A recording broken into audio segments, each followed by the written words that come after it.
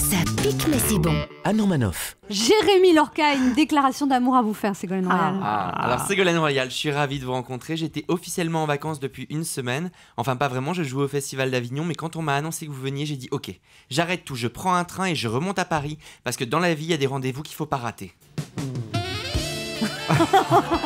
Quand je vous regarde, je vois une femme forte, libre et indépendante qui se bat pour des jolies causes et qui trouve quand même le temps d'être belle et de rester chic. Je vous trouve aussi très émouvante car on vous sent déterminée, mais ce qui me touche le plus chez vous, ce sont vos yeux, qu'on déjà pleuré pour un garçon, pour des problèmes. Ok, là je sais exactement ce que Anne va me dire. Enfin, Jérémy, t'es pas en train de draguer Ségolène Royal quand même? Elle est jalouse. Non, Jérémy, je te rappelle juste que normalement tu préfères les garçons. J'ai envie de répondre, c'est qu'un détail. Oui, mais enfin, c'est un détail important quand même. Oui, mais je me dis qu'avec Ségolène Royal, j'ai peut-être toutes mes chances puisqu'elle aime les causes peu médiatisées. Alors je sais que vous avez une vie très prenante, mais c'est pas grave. On plaque tout et on s'en va. On prend le train de 18h19, je vous ai réservé 2 billets en première. Autant vous dire que j'ai dépensé toute ma paye d'Europe 1. Et je vous emmène à Avignon avec moi, je vous montre la vie de bohème. On tractera ensemble pour mon one-man show. Je suis sûr qu'avec vous, à mes côtés, je ferai complet tous les soirs. Parce que vous êtes une femme qui peut changer n'importe quel homme en président. Bon alors, c'est sûr que ça va un petit peu vous changer du Conseil des ministres et en même temps, le Festival d'Avignon, c'est aussi un lieu où chacun défend ses idées. Vous, votre cheval de bataille, c'est le climat et l'environnement et ça tombe bien parce qu'à chaque fois que je pars en week-end, il pleut. Donc si vous pouviez faire quelque chose, ça m'arrangerait.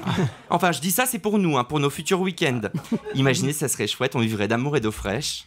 J'ai l'impression que vous n'avez pas du tout envie d'imaginer.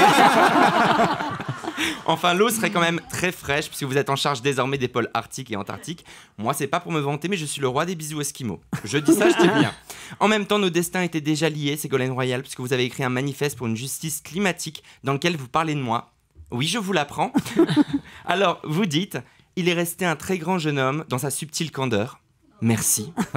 Il a gardé sa foi et son exaltation d'étudiant génial. Là, c'est trop, je vais rougir. Ses passions vibrantes le révèlent fragile et au fond intranquille. Ça, c'est sûr que je suis vraiment pas tranquille.